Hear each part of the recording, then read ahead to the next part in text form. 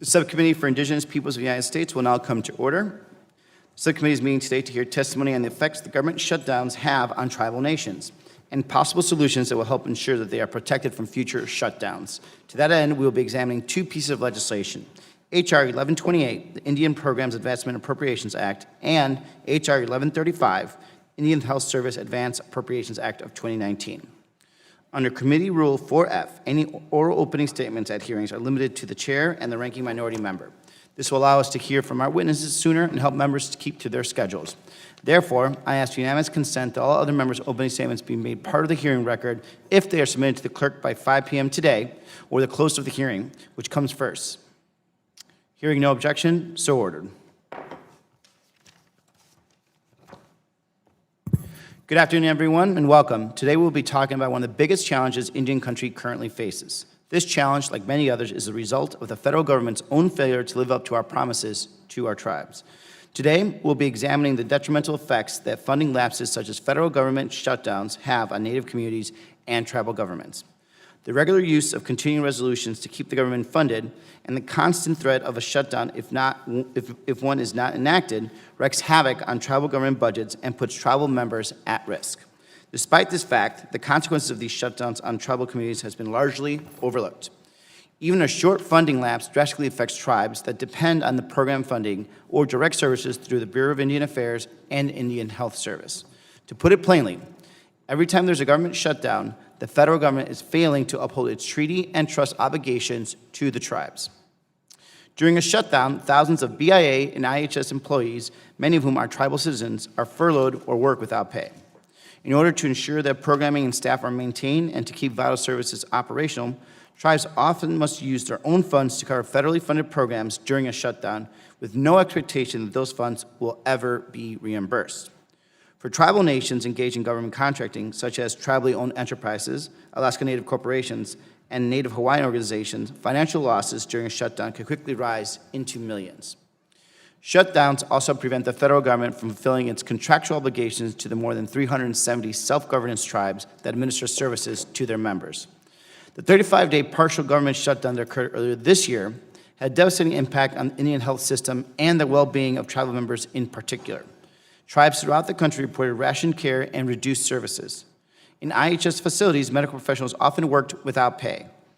Urban Indian health programs also disproportionately suffer as a result of funding lapses. According to the National Council of Urban Indian Health, 62% of urban Indian health centers had to cancel programs and cease offering services during the last shutdown. Shutdowns also threaten public safety in Indian country. During the last shutdown, many members of the Navajo Nation were trapped in their own homes because roads were unplowed after a major snowstorm. As a result, they were cut off from access to food, water, gas, and medicine. That is unacceptable. In order to address these dangerous disruptions, we have to look at a funding mechanism that will offer stability to tribal governments, regardless of the state of politics here in Washington. In the event of a future government shutdown, H.R. 1121, introduced by our colleague, Representative Betty McCollum, guarantees the continued operation of Indian programs, contracts, supports costs, and Indian Guaranteed Loan Program account in the BIA, as well as the contract support costs in all Indian health services at IHS by extending budget authority to the first fiscal year after the budget year. In the same way, H.R. 1135, introduced by the Dean of the House of Representatives, Don Young, guarantees the continued operation of Indian health services and Indian health facilities within IHS by extending budget authority to the first fiscal year after the budget year. By permitting advance appropriations for BIA and IHS programs, we will offer security and surety to tribal governments and ensure that Indian country never bears the brunt of a government shutdown. I want to welcome and thank all of our witnesses for traveling here to this hearing, and I look forward to hearing their testimonies. I would now like to recognize Ranking Member for his opening remarks. Good afternoon, and thank you, Mr. Chairman. As you mentioned, the subcommittee will be receiving testimony on two pieces of legislation. In recent years, Congress has struggled to pass appropriation bills before the end of the fiscal year. The possibility of a government shutdowns has increased each year. I already mentioned about the 35 days, the most recent one. This could cause uncertainty for tribal communities that rely on services and programs managed by the Interior Department and the Indian Health Service. If there is a delay in federal funding, Indian country can be disproportionately impacted. I appreciate that my colleague, Mr. Young, introduced H.R. 1135, which is not his age, but close to it. The Indian Health Service Advanced Appropriation Act of 2019. I am a co-sponsor of this important legislation, although it might throw me off the bill after this might come. This bill would authorize appropriations on a 2-year cycle for certain Indian Health Service budget counts that provide the basic funding for Indian health hospitals and funding for the construction of Indian Health Service facilities. This will help Indian tribes, Alaskan natives, and others to properly plan ahead and manage budgets more efficiently, something that our federal government could take a lesson in. The second bill on the agenda, H.R. 1128, provides the 2-year authorization of appropriations for certain Bureau of Indian Affairs and Bureau of Indian Education accounts. This legislation includes advanced appropriations for Indian Health Service, but unlike Mr. Young's bill, it includes contract support costs. I want to thank our witnesses for being here today, and I look forward to hearing their testimony, and I hope Mr. Young continues to talk to me in the future. Thank you, Mr. Chair. Thank you, Ranking Member. Now I'd like to transition to our first panel and welcome members of Congress who wish to testify on the bills that they have sponsored. Under our committee rules, oral statements are limited to 5 minutes, but you may submit a longer statement for the record if you choose. The chair now recognizes the gentlelady from Minnesota, Ms. McCollum. Thank you, Mr. Chair, and to the ranking member. It's good to be here with you today. I had the honor and privilege of serving on this committee when first elected to Congress. I want to also thank you and other members of the Subcommittee for the Indigenous People of the United States for holding this hearing and providing the opportunity to speak to you today about H.R. 1128, the Indian Programs Advanced Appropriation Act. As I said, it's an honor to be here today, but especially alongside the Dean of the House, a former chair of this committee, Congressman Don Young. And I'm happy to be a co-sponsor of his bill, the Indian Health Service Advanced Appropriations Act of 2019. We introduced these pairs of bills together, and so it's fitting today that this hearing addresses them together. It is our united goal to authorize and advance appropriations for essential tribal services funded by the federal government. And Mr. Young, I want to thank you for your leadership and collaboration on this vitally important issue, and thank the numerous members of this committee who have joined us as co-sponsors on these bills. Providing federal funds for Indian programs a full year in advance will ensure that our nation can better meet its commitment to uphold trust and treaty responsibilities throughout Indian country. This is an issue of pressing importance for all tribal nations, and one that I know has strong bipartisan, in our subcommittee we say nonpartisan support. As the chair of the Interior Environment Appropriations Subcommittee, I have heard from many of the tribal leaders that are here today behind me. For many years, they have shared the difficulty of operating essential government services under the uncertainty of continuing resolutions and shutdowns. The 35-day government shutdown earlier this year put a tragic spotlight on the clear need for advanced appropriations for the Indian Health Service and for the Bureau of Indian Affairs and Indian Education. Basic everyday needs like tribal justice services, health clinics, social services for children, families, and seniors went unfunded, putting Native American communities at risk. Access to insulin and physical therapy was compromised when clinics had to close or cut back services. Emergency maintenance, as the chair pointed out, went without being able to be implemented, whether it was plowing a road, making sure that staff was there for tribal school maintenance. It was a tragedy, plain and simple, what happened those 35 days to Indian country. The federal government has a legal and moral responsibility to ensure funding for our trust and treaty responsibilities, and it's not to be interrupted by these delays in appropriations. My bill, H.R. 1128, provides for advanced appropriations for the BIA and BIE, as well as Indian Health Services. With the Interior Appropriations Bill, we have already dedicated the resources for several years to achieve forward funding for some parts of the Bureau of Indian Education. We simply do not have the ability to put forward funding for all the Bureau of Indian Affairs and Indian Health Service budgets.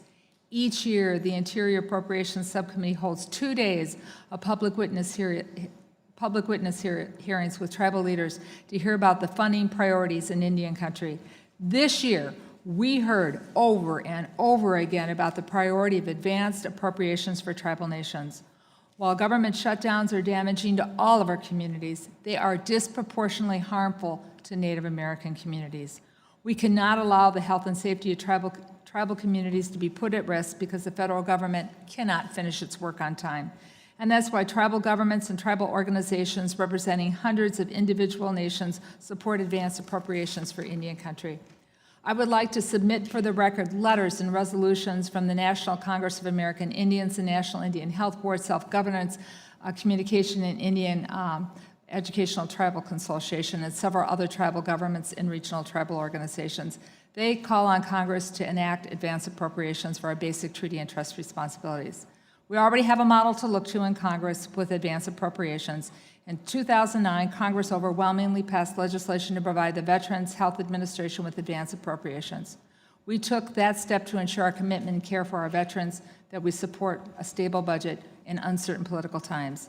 Mr. Chair, I close by saying, now we need to do the same. We need to show the same commitment to upholding our essential treaty and trust obligations to tribal nations. Mr. Chairman, I thank you for the time, and I yield back. Thank you, Representative. The chair now recognizes the gentleman from Alaska, Mr. Young. Mr. Chairman, I do thank you for bringing up both Congressman McCullough's bill and my bill today. I support both bills very strongly. I do suggest respectfully, if anybody of the witnesses don't support these bills, you can excuse yourselves. I had to say that.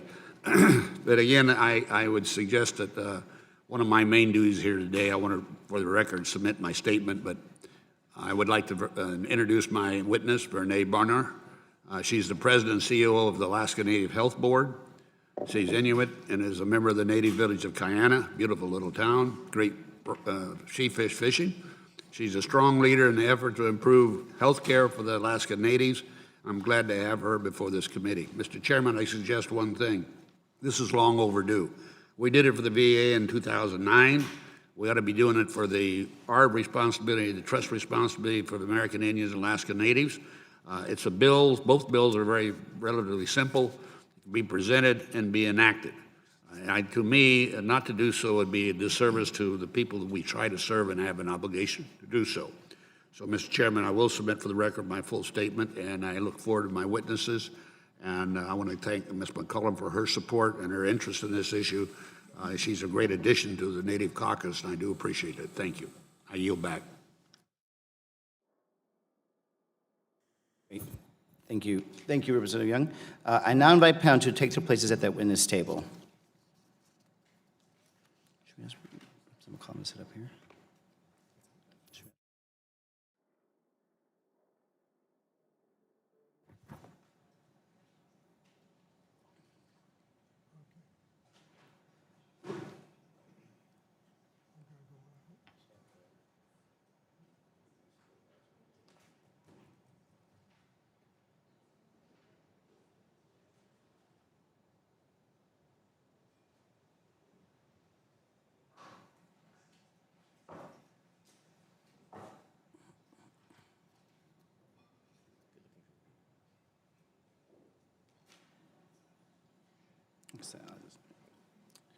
As with the first panel, oral statements are limited to 5 minutes, but your entire statement will be part of the hearing record.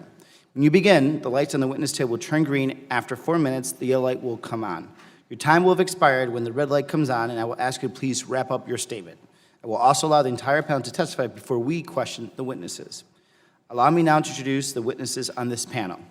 First, we have the Honorable Aaron Payment, First Vice President for the National Congress of American Indians and the Chairman of the I apologize if I say this correct, Sault Ste. Marie Tribe of Chippewa Indians. Next is the Honorable Victoria Kichan, the Chairperson of the National Indian Health Board and a Tribal Council member for the Winnebago Tribe of Nebraska. Representative Young has already introduced Ms. Berner, and now we're introducing the Honorable Cheryl Andrews Malte, the Chairwoman of the Wampanoag Tribe of Gay Head and a member of the Board of Directors for the United South and Eastern Tribes, SPF. And our final witnesses is the Honorable Janet Nicholson, a Colville Business Council member for the Confederate Tribes of the Colville Reservation. Thank you all for being here, and I apologize if I ruined any names, no disrespect. The chair now recognizes the Honorable Aaron Payment for his testimony. Chairman Gallego, Ranking Member Cook, and members of the subcommittee, on behalf of the National Congress of American Indians, I would like to thank you for holding this hearing today to discuss the importance of protecting Indian country from the uncertainty in the federal budget process.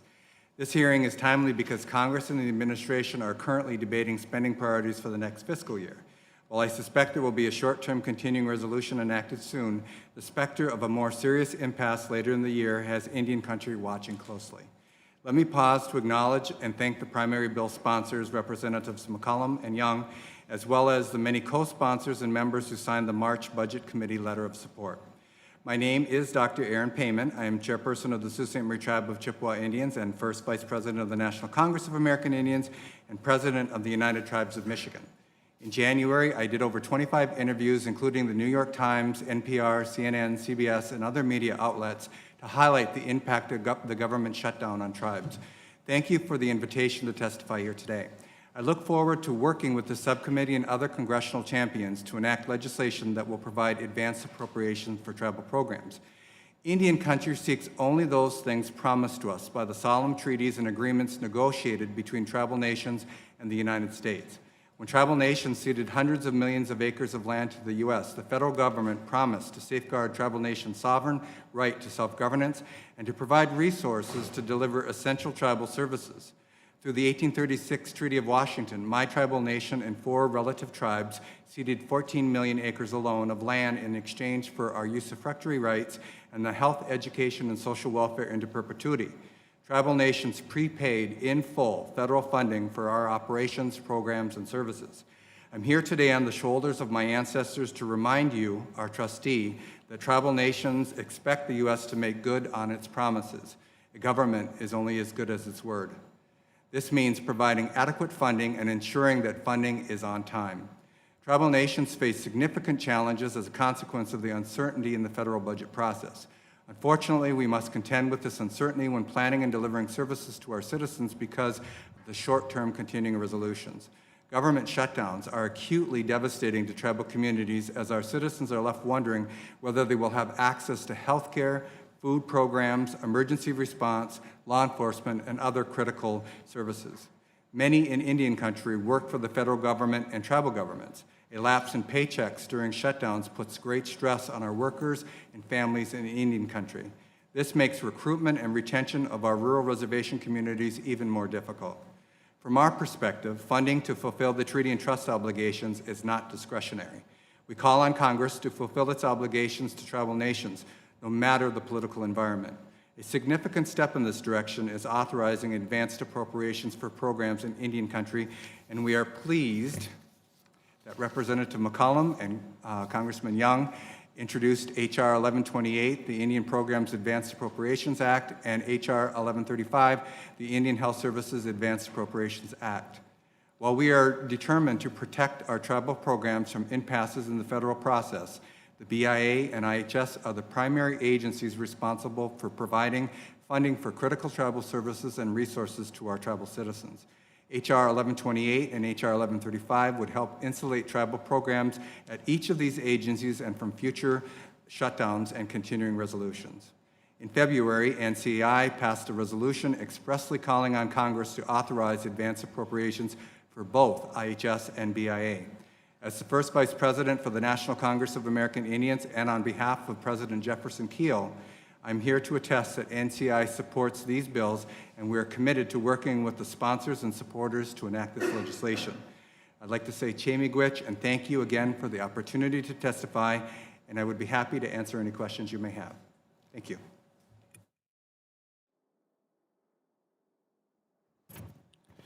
Thank you for your testimony. Chair now recognizes the Honorable Victoria Kitchuan for her testimony. Good afternoon, Chairman Gallego, Ranking Member Cook, and members of the subcommittee. Thank you for this opportunity to testify on these two important bills. My name is Victoria Kitchian, the National Indian Health Board Chairwoman and also Tribal Council Member to the Winnebago Tribe. We want to thank this subcommittee for its bipartisan work to increase the profile of tribal health and sovereignty issues.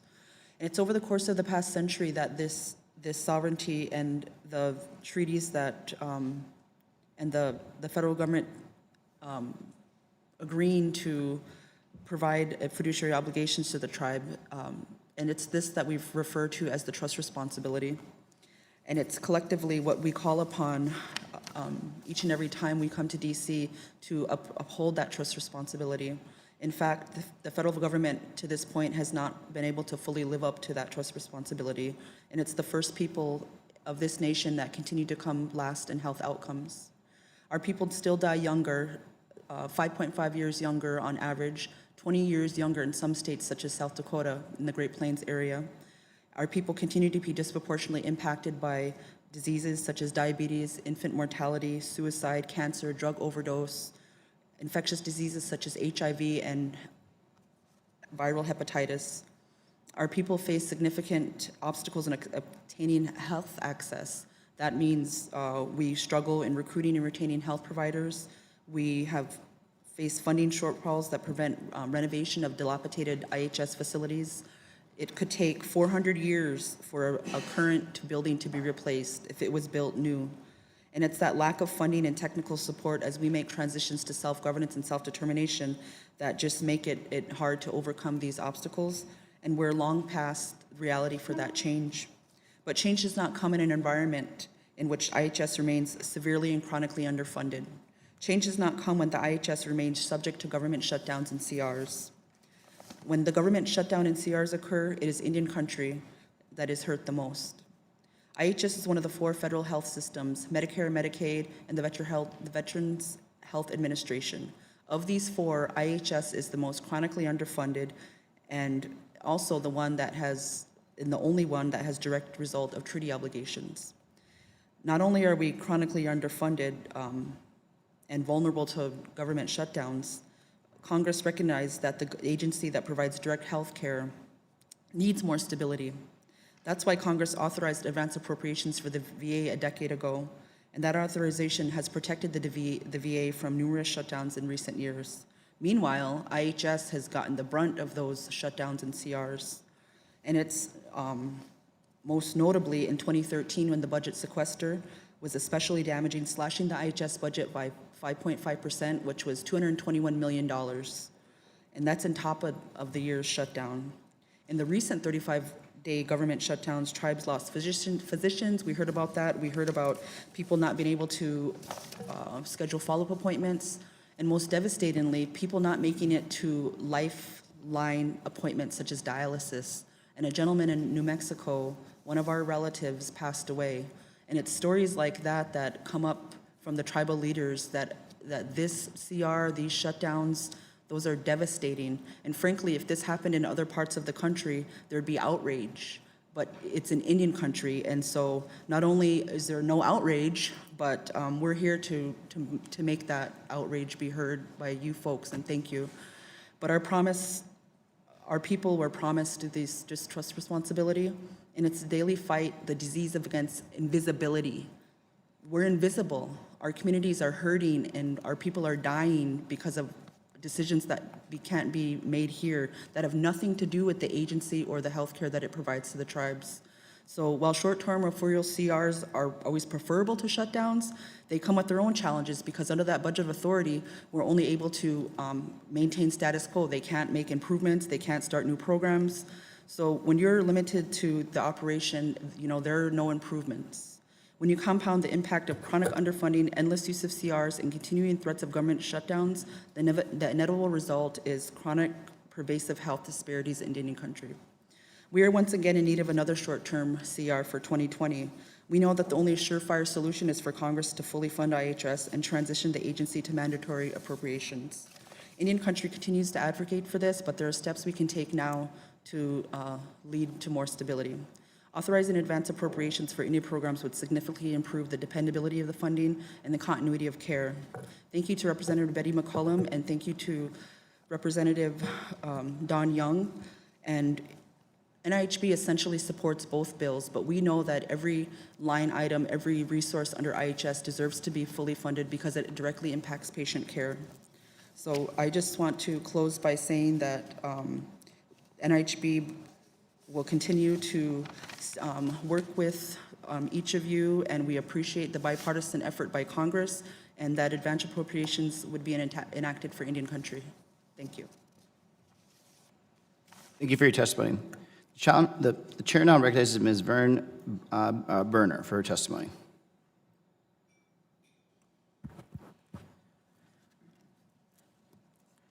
Good afternoon, Chairman Gallego, Ranking Member Cook, Congressman Young. Thank you. I'm honored by your introduction today, and distinguished members of the subcommittee. My name is Frey Berner. I'm the President and CEO for the Alaska Native Health Board. First and foremost, on behalf of the board, I would like to thank Congresswoman McCollum and Congressman Young, respectively, for introducing House Bill 1128 and House Bill 1135 in a bipartisan manner. I'd also like to just note a word of thanks to Senator Udall for introducing Senate Bill 229 and Senator Murkowski for introducing Senate Bill 2541. I would like to particularly thank Congressman Young for his leadership for having introduced the Indian Health Service advance appropriation bills in 2013, 2015, 2017, and 2019. NHB applauds the efforts to authorize advance appropriation for these essential and life-saving services funded by the federal government, resulting from its federal Indian Trust responsibility. Federal health services to maintain and improve the health of American Indians and Alaska Natives are consonant with and required by the federal government's historical and unique legal relationship with and resulting responsibility to the Alaska Native and American Indian people. In thinking about the effects of the government shutdowns and continuing resolutions, or basically late funding, small tribes and tribal programs are the most vulnerable and most greatly impacted. For example, during the most recent government shutdown, the Ninilchik Traditional Council on the Kenai Peninsula of Alaska felt the impact of funding shortages due to the shutdown. Most of the tribe's operations are healthcare related. By the time this year's government shutdown ended, Ninilchik was having to consider furlough of employees and looking at which services they might have to cut. These issues were not exclusive to Alaska, and this was further highlighted in the September 2018 GAO report that identified the challenges of the current IHS appropriations process, the delivery of healthcare services to Alaska Natives, and how advance appropriations can alleviate these challenges. Providing advance appropriations to the IHS would not only protect against or mitigate adverse effects of a government shutdown, it would protect against the wasteful and detrimental impacts inherent with managing via CRs. In all but 4 of the last 40 fiscal years, Congress has enacted CRs. Since fiscal year 1999, CRs have varied greatly in their number and duration. The number of CRs enacted in each year ranged from 2 to 21.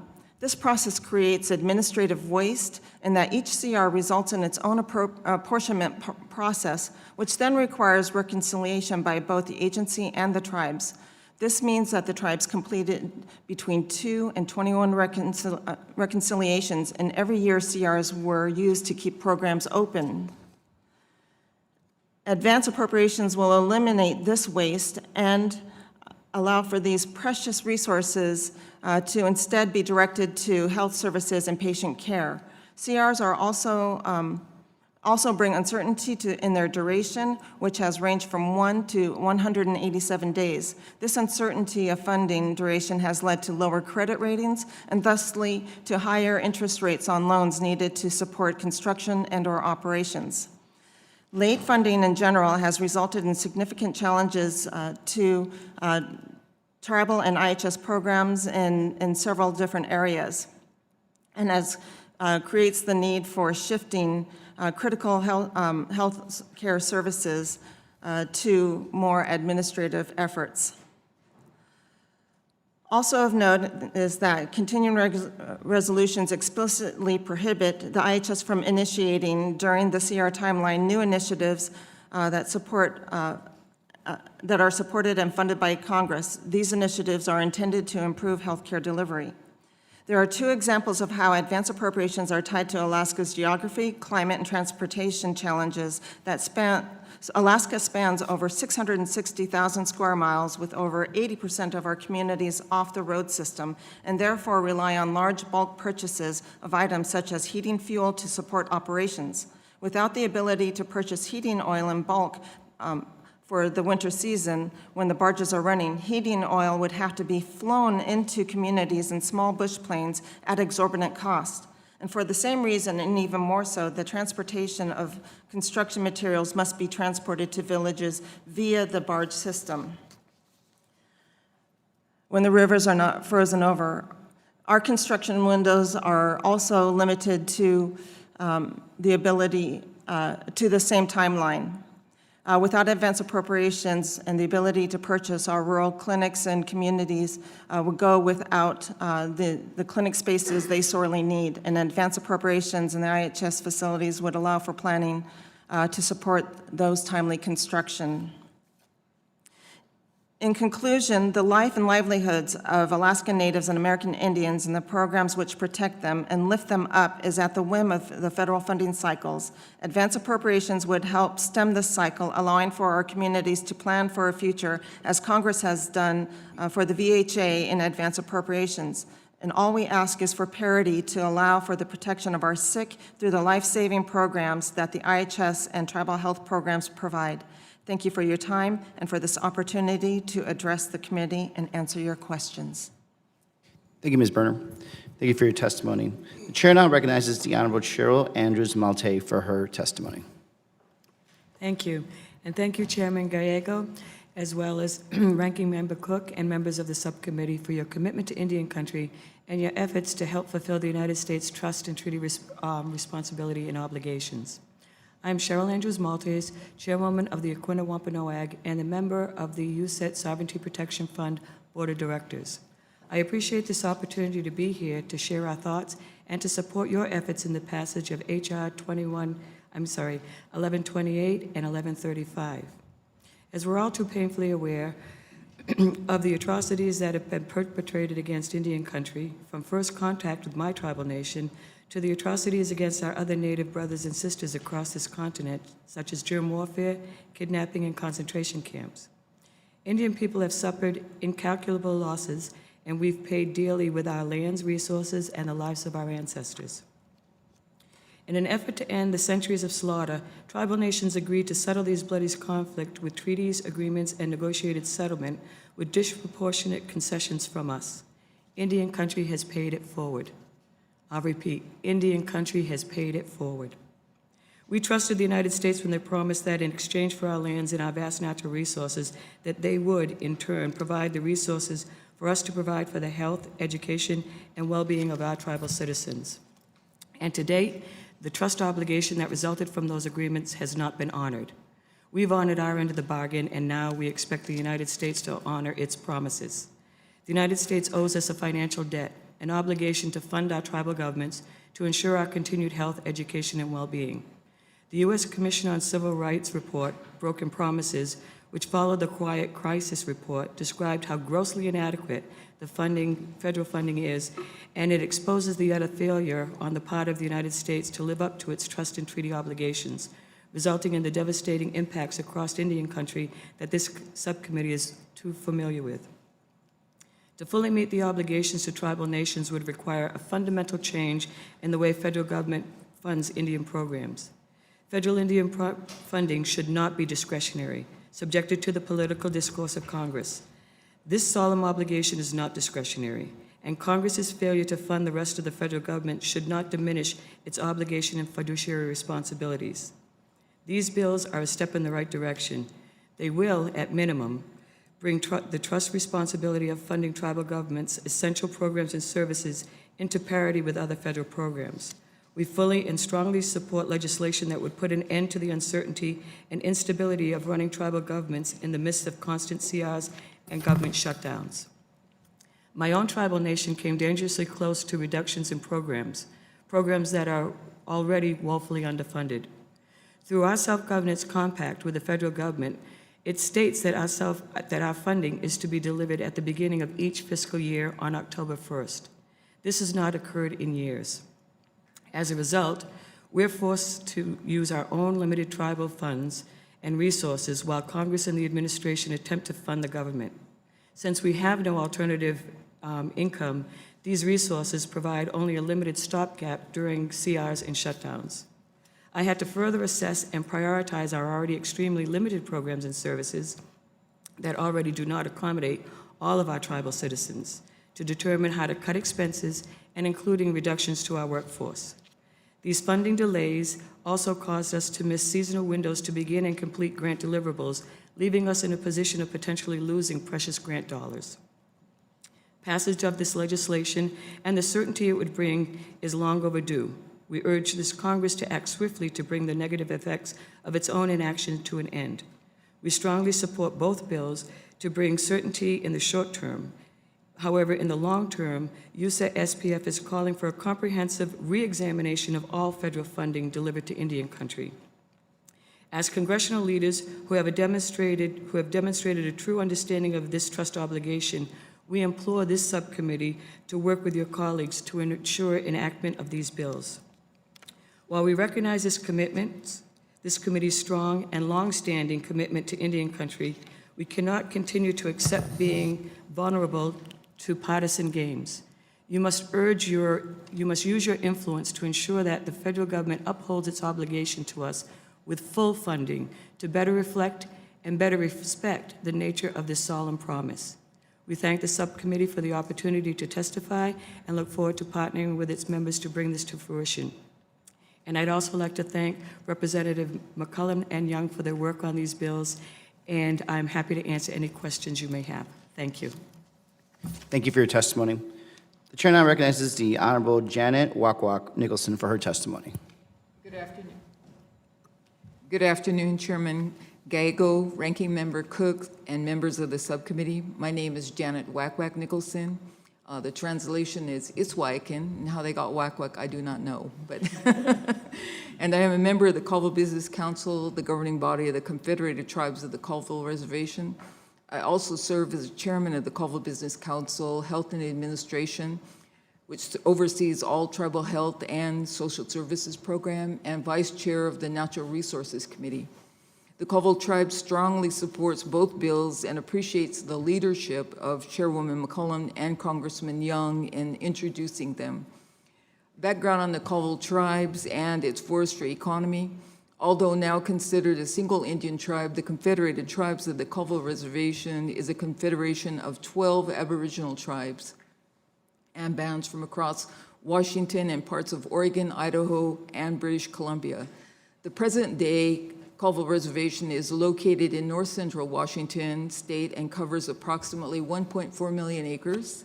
Of the 1.4 million acres that comprises the Colville Reservation, 922,240 acres are forested land. Our reservation land base is larger than the state of Delaware. We have more than 9,500 enrolled members and are one of the largest Indian tribes in the Pacific Northwest. Like other Indian tribes, the 35-day government shutdown that ended on January 25th, 2019 took a significant toll on our tribes and our members. The Colville Tribes government employs approximately 1,400 employees. Overall, federal funding and contract support costs account for more than 50% of the Colville Tribes budget. For each week of the 35-day shutdown, the direct loss for the Colville Tribe was approximately $1.5 million per week, including lost salaries to support tribal families and services to tribal membership and local communities.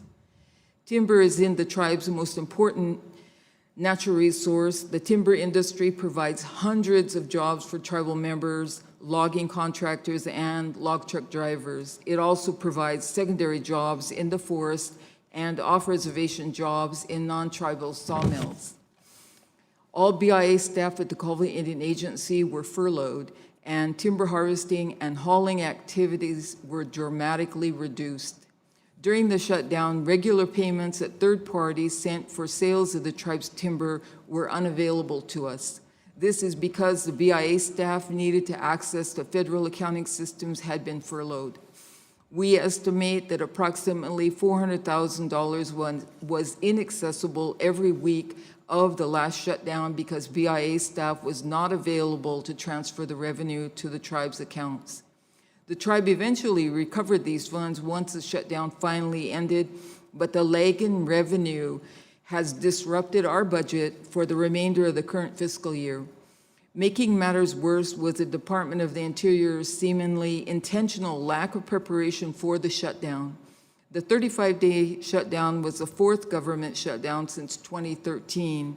The department, however, apparently did not allow the BIA officials to undertake contingency planning or provide any information to tribal leaders in advance of the shutdown.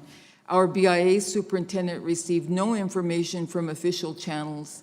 Even higher-level BIA officials who were deemed accepted employees and were working during the shutdown were unable to answer even the most basic questions about shutdown impacts to BIA agency operations.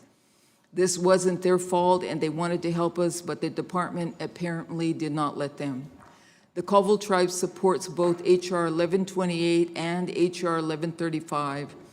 The services that the BIA provides to Indian people distinguish them from the traditional land management functions of the Department of the Interior.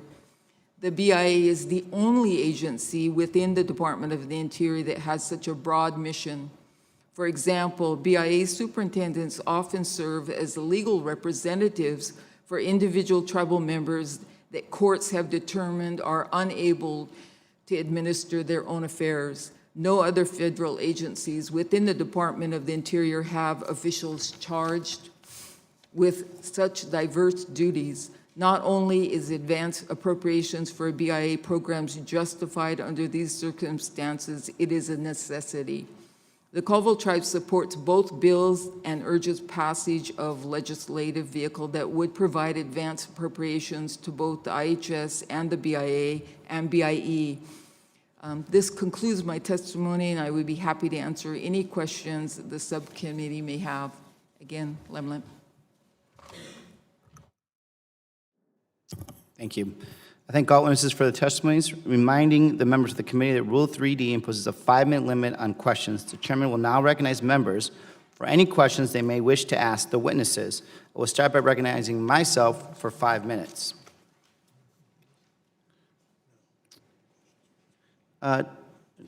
Chairwoman Kitchian, in your opinion, why is IHS one of the only federally funded healthcare entities that has yet to receive advance appropriations?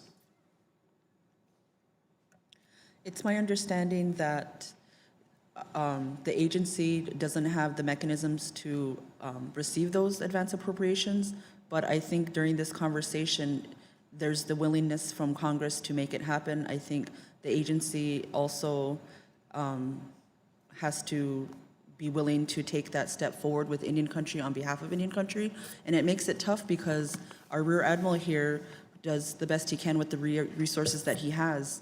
And Indian Country has to be our own voice and our own advocate on why this advance appropriations would be appropriate for that continuity of care, for that better contract negotiations, and just everything that can build stability.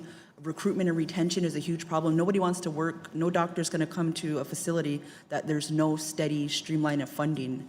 And so it's within, I think, the agency and Congress to fund it and give it the vehicle and the mechanism to make advance appropriations reality and timely funding stream.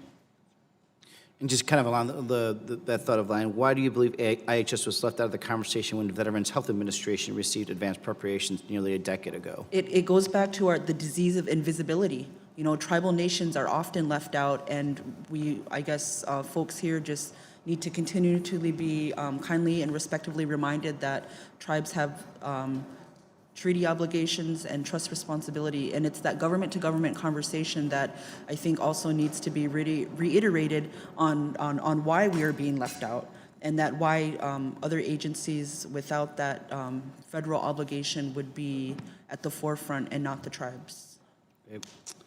Ms. Berner, what are the implications of continuing resolutions on Alaska Native health facilities, not only patient care, but credit score ratings, employee retention rates, and operations funding distributions?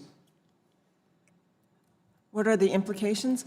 Yes. The implications are vast amounts of resources are actually being dedicated outside of healthcare services and going towards more of the administrative oversight that could be eliminated. As I had shared in my testimony, in the year where we did have 21 CRs, that created a back and forth between not just the agency itself having to reconcile those 21 different apportionments, but the tribes also have to engage in that same process.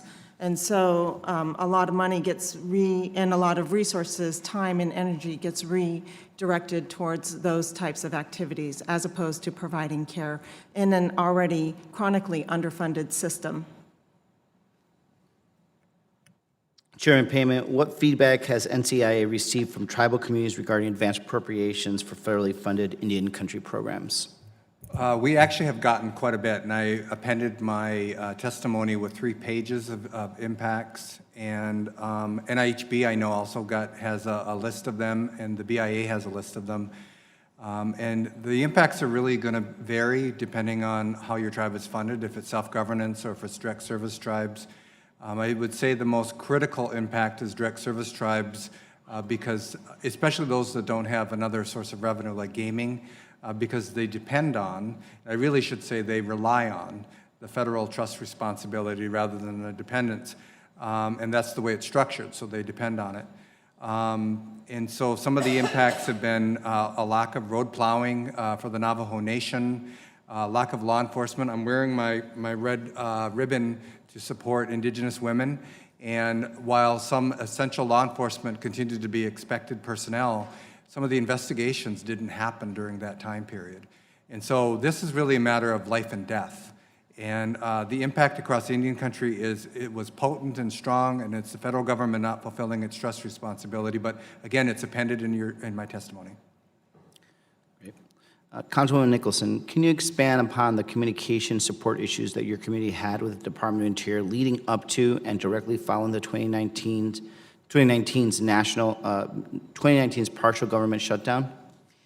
Yes, basically it was the tribal leadership that was having to reach out to our counterparts, and our lobbyist here was able to come in and actually walk into the offices, and still with that connection, we weren't able to get answers. They really did not have a plan at all. I mean, if we'd had a natural disaster, you know, they'd had no contingency plan of how we were going to continue our operations at all. At the Northwest region, the same thing. We actually traveled there and were not able to get any answers, and likewise our BIA superintendent.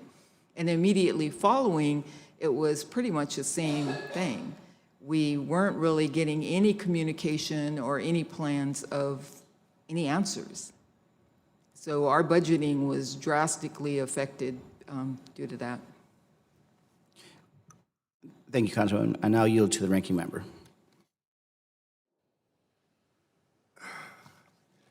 Well, I want to thank the witnesses for the testimony. And I had a couple of questions here, but I'm going to change gears a little bit because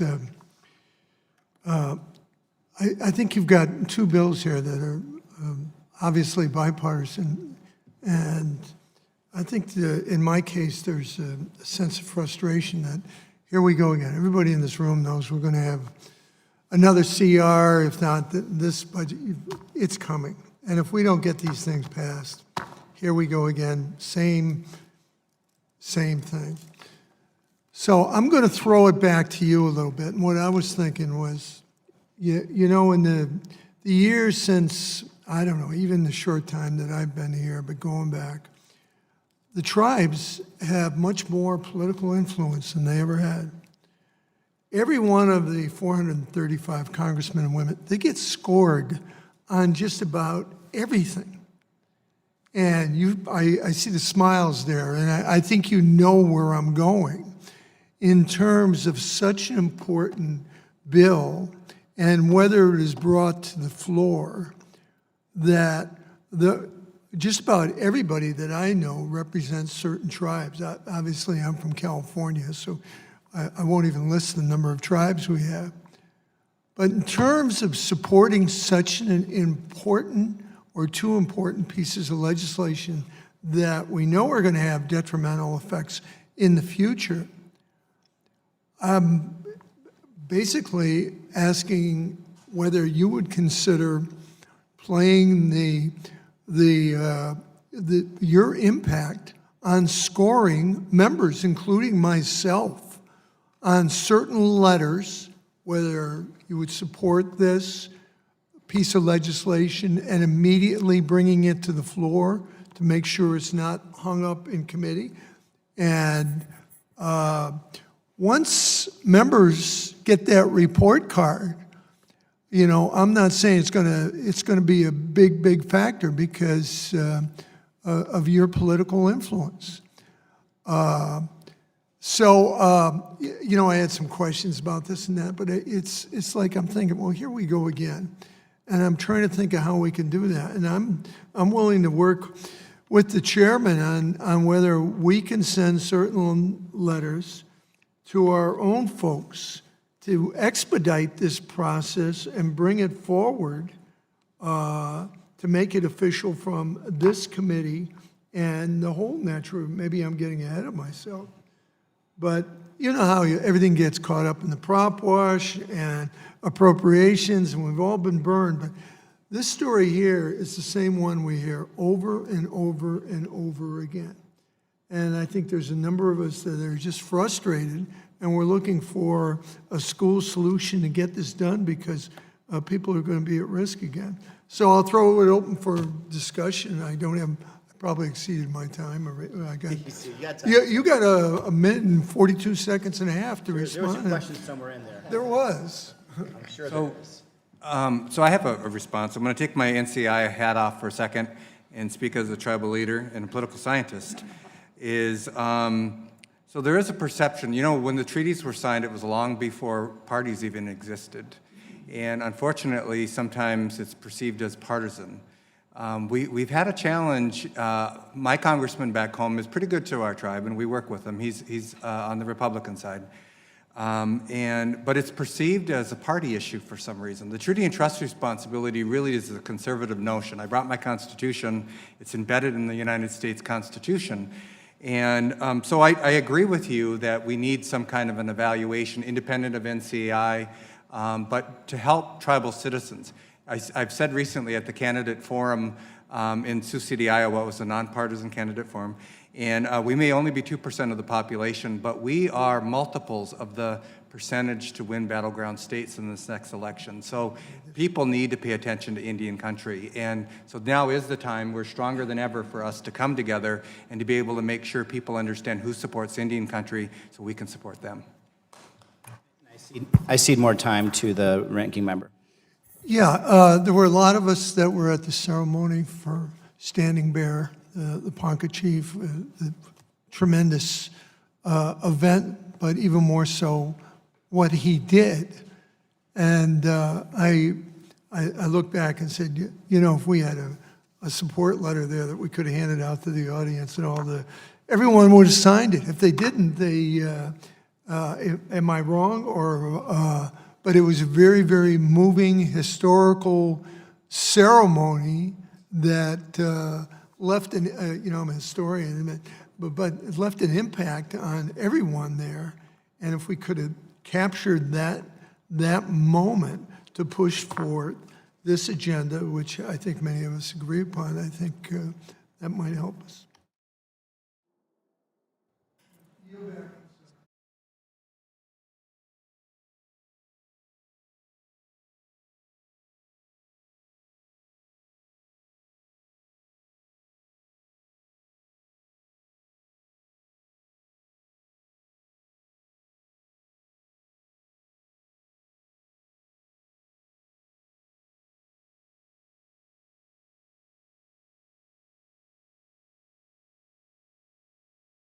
because they don't necessarily understand or read the Constitution to truly comprehend the responsibility of the trust relationship that Congress has with the tribes.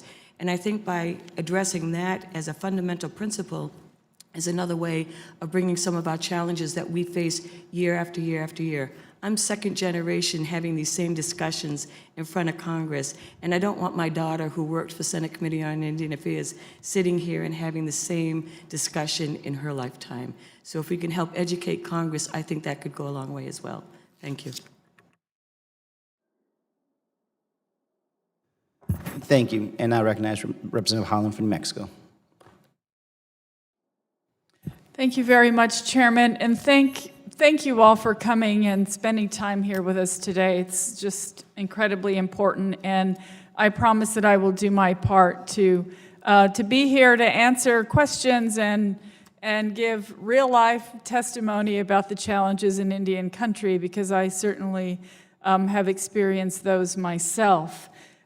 Chairwoman Andrews-Malte, I just wanted to, you mentioned in your testimony that during shutdowns, your tribe is forced to use other funds to keep things going, presumably to make sure that your employees get their paychecks so they can keep a roof over their children's heads and buy food and so forth.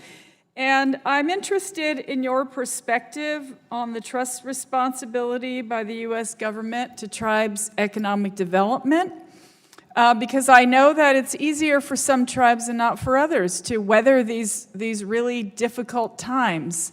And also the notion that I've heard from many tribes about the fact that the U.S. government is responsible for replenishing the funds that tribes use from other resources to pay those things, when in the beginning the U.S. government is responsible.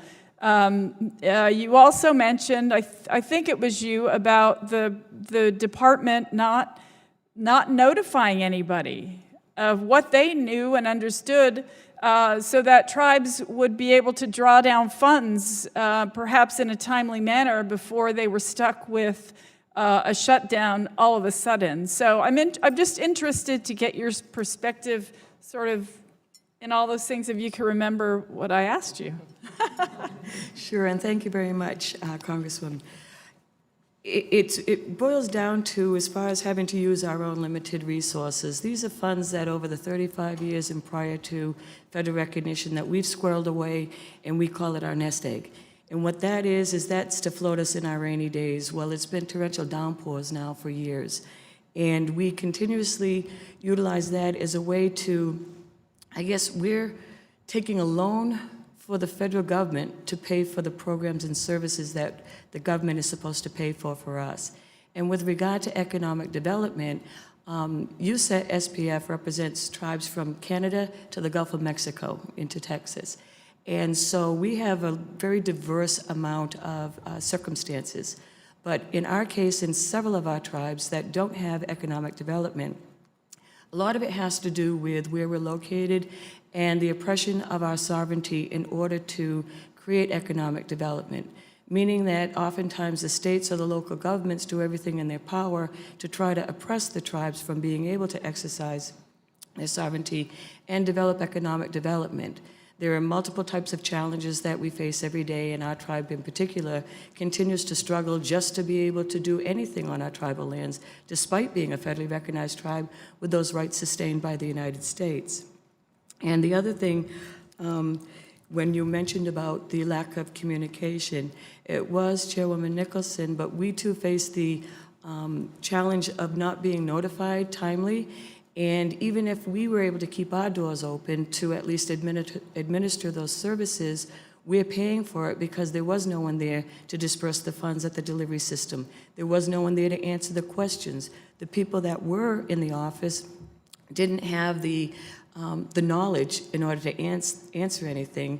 So therefore, even though we were still working and you had people in the federal government doing something, being there in person, they really weren't effective in being able to offer any solutions to us and or to access the funding that we needed to continue to to work. Thank you so much. And this next, I have a little bit of time left. President Berner, how has the lack of advance appropriations for IHS and BIA entities impacted long-term financial planning for Alaska Native communities? And I'll just ask you this as well. Why might long-term financial and logistical planning be necessary for Native healthcare facilities operating in Alaska? Because I have to believe that it's more challenging in your state than it is in other states. It certainly is. Thank you, Representative Holland. And in Alaska, as I had shared briefly in my testimony, that we have such short windows to actually engage in certain activities, and facilities is one of those major areas in order to provide access to care in a widely dispersed system that actually spreads across the state. And the Alaska tribes have been very innovative and unified in their process of addressing it. They have one single compact that they negotiate with the federal government, and in that they cover 229 tribes. And when the services are interrupted, or in the last government shutdown, IHS was limited to accepted activities, and our negotiation process, the compact negotiation process, was one of those that was hit by that. So we were not able to engage in an effective manner with the Indian Health Service in order to move through our negotiations process because they were limited as to what types of activities they could engage in. We do have examples where we have communities that started on facilities construction. They put the pilings in, working in permafrost, and again with the short construction times, and then have the process interrupted and that progress halted. So being able to look a year in advance helps us to get the shipping of materials, the purchase and the shipping of the materials ready to be delivered to the communities, and to allow them time to begin the construction on those in a very coordinated manner. Thank you. Thank you so much. And Chairman, thank you for letting me go over time. Not a problem, Representative. And I recognize Ranking Member Cook for a follow-up question. Or more likely comment, to be honest.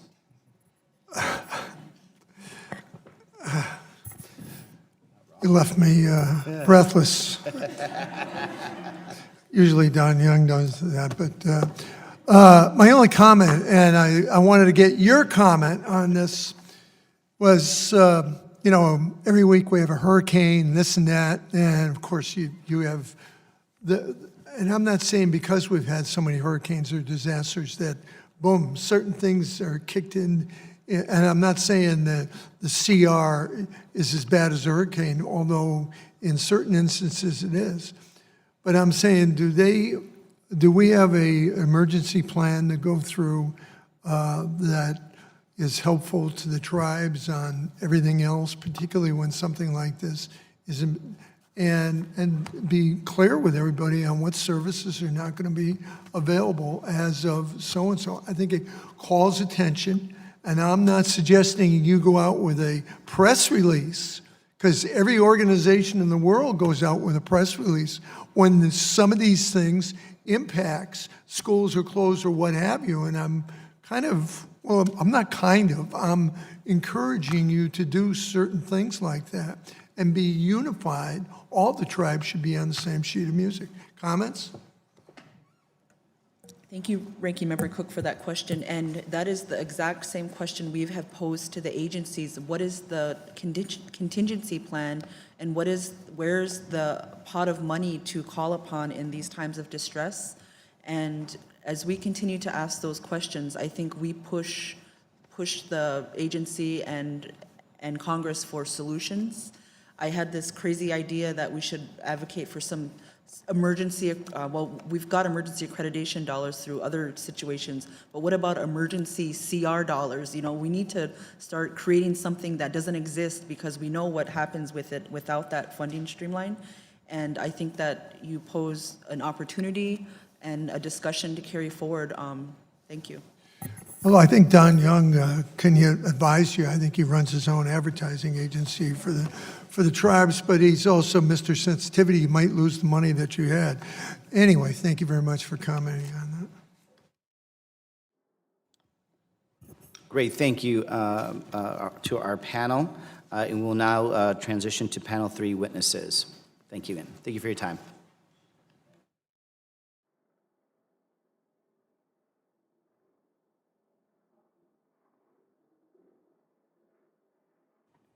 And I want to thank our panel for answering our questions. The members of the committee may have some additional questions to the witnesses. We'll ask you to respond to these in writing. Under Committee Rule 3.0, members of the committee must submit witness questions within 3 business days following the hearing. And the hearing record will be held open for 10 business days for these responses. You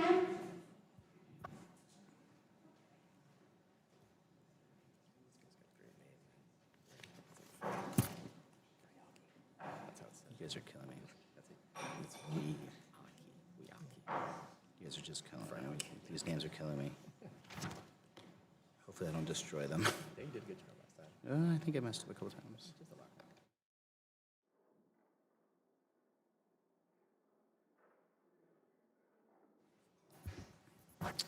As with previous 2 panels, oral statements are limited to 5 minutes, but your entire statement will be part of the hearing record.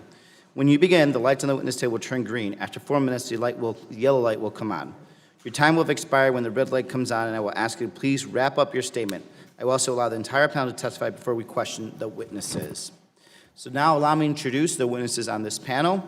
We have Mr. Jason Frey. I'm sorry if I messed it up. Deputy Assistant Secretary for Management in the U.S. Department of Interior's Office of the Assistant Secretary for Indian Affairs. I think I got that. And Rear Admiral Michael Yaki, the Principal Deputy Director for the U.S. Department of Health and Human Services, Indian Health Services. And I apologize, gentlemen, if I got your last names correctly. Thank you both for being here. The chair now recognizes Mr. Jason Frey for his testimony.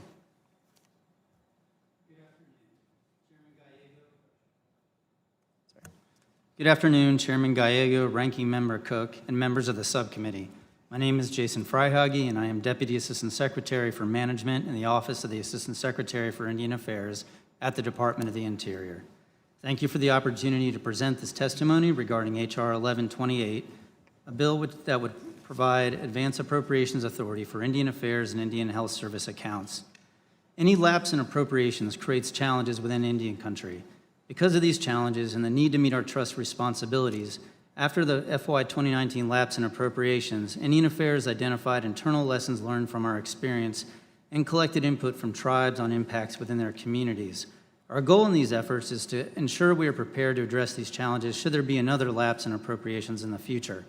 We continue to explore all opportunities to improve service delivery during a lapse in appropriations and mitigate impacts on Indian country as best we can. Tribal leaders have written the Assistant Secretary, and the general concerns raised include a need for improved communications from Indian Affairs during the appropriations lapse, curtailing of services and freezing of available funding streams, delays in issuing permits, processing 93-638 contracts, officially processing appropriations for self-governance tribes, conducting environmental impact studies, and processing lease approvals. Other concerns communicated by the tribes are related to how the appropriations lapse caused tribes to initiate hiring freezes, suspend travel, cancel participation in important planning meetings, and have a lapse in the emergency protection services they directly provide as a result of funding. The responses also noted financial hardship and disruption of vital tribal public safety services. Indian Affairs is taking several steps to be better prepared for a future potential funding lapse. First, we're developing communication plans which allow us to more consistently engage with tribes and our internal staff during an interruption in regular operations. As a result of our experience last year, we are also better prepared to quickly allocate funding available under continuing resolutions to tribes. Once an interruption in regular operations occurs, we can no longer access funding already made available under a CR. So it's important to get as much of the tribal funding obligated in the possession of tribes before our authority ends. Third, we are working on clarifying guidance for staff regarding critical administrative functions that can be implemented during a shutdown.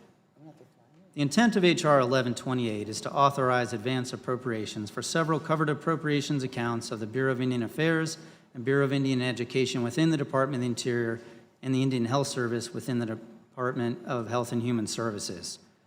H.R. 1128 would need to be updated to reflect the proposed separation of the Bureau of Indian Education budget from the Bureau of Indian Affairs budget. The FY 2020 President's budget proposed to create a new operating account for the Bureau of Indian Education called the Operation of Indian Education Programs. To date, the proposed Operation of Indian Education Programs account was incorporated into the House-passed FY 2020 Interior Environment Appropriations Bill. The new BIE operating account will not go into effect until it is included in an enacted FY 2020 Appropriations Bill. Most of the BIE school operations funding is forward funded, which largely shields day-to-day school operations from the impacts of appropriation lapses. However, funding for BIE's central administrative activities are subject to annual appropriations and can only continue under a lapse as long as funding balances are available. After review, it appears forward funding status can coexist alongside advance appropriations. Should this legislation become law, it may be worth revisiting the need to maintain the forward-funded status of BIE school operations funding once we have more experience with advance appropriations. Given the startup complexities of transitioning to advance appropriations, any changes in forward funding status should only be considered at a later date. Internal adjustments would be necessary to ensure Indian Affairs has the capability to meet the technical requirements for reporting as required in H.R. 1128. Based on research conducted with agencies that currently have advanced appropriations authorities, it will be necessary to augment our budget formulation capabilities in order to project budget needs for an additional fiscal year during the President's budget development and to support the appropriations process. Chairman Gallego, Ranking Member Cook, and members of the subcommittee, thank you for the opportunity to testify in H.R. 1128.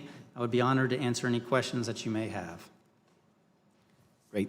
Thank you for your testimony. The chair now recognizes Rear Admiral Michael Yaki for his testimony.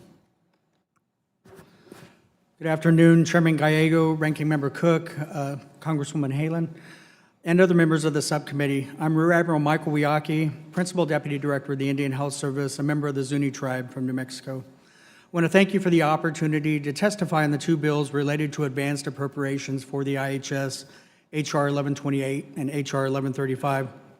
And I'd also like to thank our tribal leaders who provided testimony during today's hearing as well. H.R. 1128 would authorize advance appropriations beginning in fiscal year 2020 for several covered appropriations accounts for the Bureau of Indian Affairs, the Bureau of Indian Education, and the Indian Health Service within the Department of Health and Human Services. H.R. 1128 addresses the accounts within the IHS that include services and contract support costs. Advance appropriations become available for obligation one or more fiscal years after the budget year covered for the Appropriations Act. H.R. 1135 would authorize advance appropriations for both the services and the facilities accounts of the Indian Health Service. Both H.R. 1128 and H.R. 1135 require that the President's budget requests include information on estimates for the advance appropriations. Through the Indian Health Service's robust annual tribal consultation process, tribal and urban Indian organization leaders have repeatedly and strongly recommended advance appropriations for the IHS as an essential means for ensuring continued access to critical healthcare services. The department continues to hear directly from tribes advocating support for legislative language that would provide the authority of advanced appropriations for the Indian Health Service. Advance appropriations for the IHS could ensure continuity of health care provided to American Indian and Alaska Native people, especially in the event of a lapse in appropriations, and it could enable timely and predictable funding for IHS-funded programs. Extending advance appropriations to the IHS would provide parity between the Department of Veterans Affairs Veterans Health Administration, which also receives advanced appropriations, and facilitate a continuum of care in some of the most vulnerable populations living in some of the most remote parts of our country. In September 2018, the Government Accountability Office published their report titled Indian Health Service: Considerations Related to Providing Advanced Appropriations Authority. Through this study, the GAO reviewed the use of Advanced Appropriations Authority and its potential application to the Indian Health Service. Their report highlights the effects of budget uncertainty on healthcare programs and operations, including provider recruitment and retention, administrative burden and costs, and financial effects on tribes. Currently, over 60% of the Indian Health Service appropriation is administered directly by tribes in carrying out health programs through the Indian Self-Determination and Education Assistance Act. Tribally operated health programs are disproportionately affected by disruption in federal appropriations since they rely on IHS funding transferred through self-determination contracts and compacts. But they are not authorized the same emergency authorities that are granted to federal agencies during a lapse in appropriations. The recent 35-day partial government shutdown forced many tribal and urban Indian organizations to make the difficult decision to reduce health care services, to temporarily lay off staff, and in some cases to discontinue services altogether. Advanced appropriations could mitigate the effects of budget uncertainty on the healthcare programs operated across the Indian health system. The IHS could disperse funds more quickly, which would enable IHS, tribal, and urban Indian health program managers to effectively and efficiently manage budgets, coordinate care, and improve health quality outcomes for American Indians and Alaska Natives. This planning stability could reduce unnecessary contract and administrative costs. Funding continuity could also alleviate concerns from potential recruits, especially healthcare providers, about the stability of their employment. Events like the lapse in appropriations experienced earlier this year undermine our efforts to recruit and retain a quality workforce and provide a continuity of care that our patients deserve. I want to thank you for the opportunity to provide testimony, and I'm happy to answer any questions that the committee might have. Thank you, Rear Admiral. I want to thank the witnesses for the testimonies, reminding the members of the committee, Rule 3D imposes a 5-minute limit on questions. The chairman will now recognize members for any questions they may wish to ask the witnesses. I will start by recognizing myself for 5 minutes. Rear Admiral, in your opinion, would advanced appropriations increase stability at IHS and help facilities maintain their ability to carry out services to patients without interruption? Thank you, Chairman. Although I'm not in a position today to be able to state an official agency position, I do want to assure you that the IHS is working closely with the department and with the Office of Management and Budget to evaluate the advanced appropriations. The discussions involve our FY 2021 budget process and are still, in that case, pre-decisional. However, we've heard loud and clear from our tribal partners that advanced appropriations is a high priority for Indian country. To assure you that we've conducted our due diligence, we have visited the VA to see and to hear firsthand how they're managing their advanced appropriations process. We've also assessed our own budget formulation process and management and leadership capacity to implement the authority if authorized, and we stand ready to provide technical assistance on any of these matters upon request. We've looked closely at advanced appropriations and agree with tribes that certainty in our budgeting and our planning would be helpful, and we appreciate the opportunity to discuss this with you further today. Thank you. In your testimony, you mentioned the IHS facility maintenance backlog. What plans of action has IHS proposed to address this backlog, and how might more stable funding aid these efforts? Thank you, Chairman. I want to start by thanking Congress for providing us with the resources necessary to advance on these backlogs. We've had good budget marks in the last 2 years, and we have been able to make progress in making some moves on that. We've also had significant support from the department in use of non-recurring expense funds to further address some of these backlogs.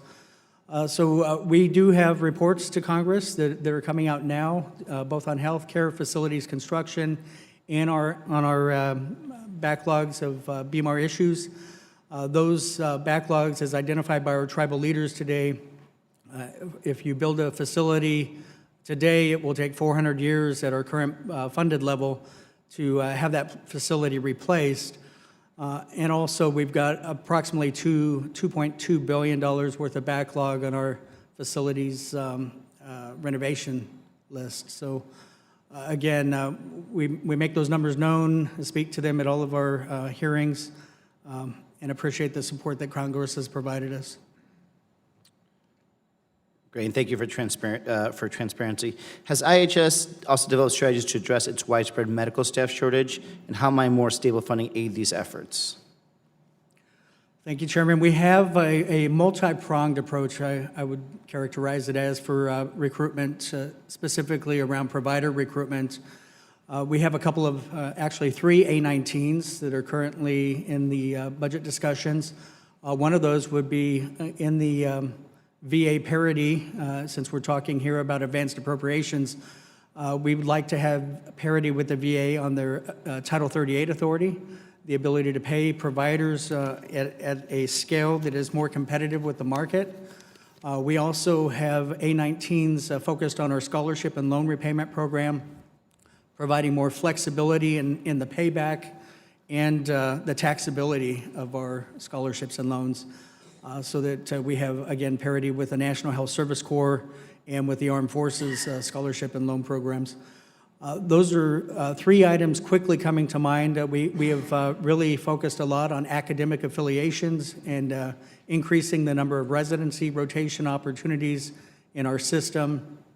We have partnered with the Office of the Surgeon General to ensure that the Indian Health Service is prioritized for new commission officer placement. Indian Health Service gets first pick at any new officers coming into the Office of the Surgeon General. So a variety of different fronts that we're really working on to ensure that we are taking advantage and meeting the needs throughout Indian country. And I applaud our tribal partners like the Cherokee Nation, who have been innovative in standing up a College of Medicine on their campus in Tahlequah to really begin to train our own and to fill the needs throughout Indian country, those individuals being trained specifically in the delivery of health care in rural reservation areas. Thank you, Admiral. Now yield to Ranking Member Cook. Thank you, Mr. Chairman. Let's back up a little bit. I was getting ahead of myself on what was categorized as the hurricane contingency. Can you address what I was trying to get to when I was talking about what plans you have with the looming CR that we can get out to the tribes or things like that? Do you have contingencies in place? Anybody? Thank you, Congressman. I can speak to what the Indian Health Service and the Department of Health and Human Services have in place. We do have a contingency plan that is published. It's available on our HHS website. So that speaks directly to the numbers of staff that will be retained during an emergency like a CR or a shutdown. The Indian Health Service is fortunate in that 95% of our direct healthcare service clinical staff will be retained, the majority of our staff being at the hospital and health center level. Each of our facilities have hospital incident command structures that are in place and ready to deploy. We also have, over the years, developed what are called incident response guides, IRGs, and those there is one specifically set up for dealing with funding issues such as this, so that we go into a incident command structure and that we're able to operate in a emergency posture during that time. We stood all of those structures up during the 35-day shutdown, and I worked hard to ensure that we were communicating early and often with tribal leaders, holding initial calls as soon as we saw that a shutdown would be a reality, and then weekly telephone calls with both our tribal and urban Indian partners. Do you have, is it your SOP that obviously you notify all the tribal members and everything? Do you also notify the congressmen, congresswomen, the senators that represent particular tribes on the impact of this critical lack of action, the continuing resolution, or is that too politically sensitive? Well, sir, I You can... see where I'm getting at, right? Well, 'Cause I've called tribes, and I call all my bases during a CR, and I say, what's going on? And they'll dance around a little bit, but then I want to know what are the most, and I'll ask them 1, 2, and 3. What are the 3 biggest impacts right now? Do you go out with any type of messaging at all to people that could stop the CR? To Congress, I would have to recollect, I know that through our appropriations staff and our budget office and our congressional affairs staff, we were providing technical assistance to members of Congress frequently during the shutdown. I know that in my outreach and communications with tribal members, I was asking them to share with me the impacts that they were seeing. But those communications, I did not personally reach out and communicate with any members of Congress during that time. Well, each state is different, each congressional district is different. I have a lot of tribes, so I'm kind of, and of course, I'm sure they want to talk to me. Right, oh, you got crazy Congressman Cook who wants to know what, blah, blah, blah, blah, blah. But it helps, I think, apply a little bit of pressure on this. And obviously, that's why we're here. And some of these things could be used as data to help get this thing finally done once and for all. I yield back. Thank you, Ranking Member Cook. And I will recognize myself for 5 minutes. Rear Admiral Yaki, your testimony mentions the extensive feedback that tribal communities have given IHS regarding advance appropriations at the annual tribal budget consultations. Considering that such feedback isn't new, how has IHS worked with Congress in the past to address its difficulties with funding? Thank you, Congresswoman. I would probably point, in addition to our dialogue with tribes directly through the budget formulation process, frequent and ongoing dialogue with the National Indian Health Board, the National Council of Urban Indian Health. In addition to the budgeting process, our robust tribal consultation process that I mentioned in the testimony, we've also have developed over the years a level of need funded federal disparity index so that we can compare the appropriations provided to Indian Health Service with those provided by a variety of other programs. VA is one of our benchmarks. In the past, we've used the Federal Employee Health Benefit Package as a benchmark. The amount of money that goes to Medicare and Medicaid per individual beneficiary. And in all comparisons, the Indian Health Service is underfunded. In the report on advanced appropriations, the GAO identified that for the 6.4 or so million veterans that the VA is provided with $69 billion to support those healthcare needs. The IHS provides care and treatment to 2.6 million American Indians, and we're provided a budget of roughly $6.8 billion. So those types of disparities and making sure that we are very vocal and demonstrating the needs of Indian country, that we are funded at approximately half of the need out there. And I've shared directly with our partners in the Office of Management and Budget, the tribal budget requests, which are currently right around the $35 billion a year range, and they have a very specific plan with how to get there, starting with a $9.1 billion request in the current year. Thank you so much. Deputy Assistant Secretary, if H.R. 1128 passed into law, how would the department augment its projected budget needs to meet the budget reporting requirements of H.R. 1128? I think one of the lessons learned when we talked with agencies like the Veterans Administration that have the authority is that there was a need to ensure that you built up the appropriate budget formulation capability, the right staff, the right training, to be able to include the additional information required by the bill and the level of detail that would be needed within the congressional justification. So it would likely be a matter of just identifying the appropriate staff to be able to do it, where necessary, identifying and addressing any gaps in training that way we need to do to develop the more enhanced estimates. Thank you so much. And but I still have some time. Thank you, I don't want to go over. And also, Mr. Frey, Hoggy, you mentioned internal lessons learned from the previous shutdown. Will the Bureau share these lessons learned with this committee to aid in moving forward with advanced appropriations? And essentially, we'd love to see a report on those lessons learned. Yes, I believe we could get into more detail. A few of them I do touch on in my testimony. Again, one key one is, and as we've heard from today, is just more communication with the tribes themselves once the shutdown occurs, and even to the degree we're able to beforehand. So that's one of the things we're already building into our plans now, how we can do those key parts, and also communicating even with our own staff more, where we have that ability to do that, to give them up-to-date information.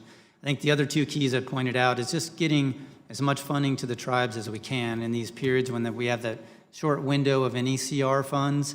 Even though it means doing additional payments, it's more administrative work because we have many CRs. We still see it as our effort, whatever we can get them, so that they have as much possible in their hands at that time. Those are kind of our three bigger overarching themes. But the other last piece I would just highlight for now is, again, maybe a little more detailed guidance to the field about information to ensure that they can, whether it's issuing permits or taking other actions related to funding, they can expedite actions as much as possible within a shutdown framework. Thank you. Chairman, I yield. No, I'm good.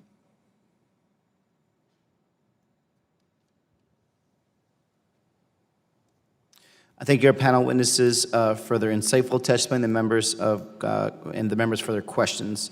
The members of the committee have some additional questions for the witnesses, and we will ask you to respond to those in writing.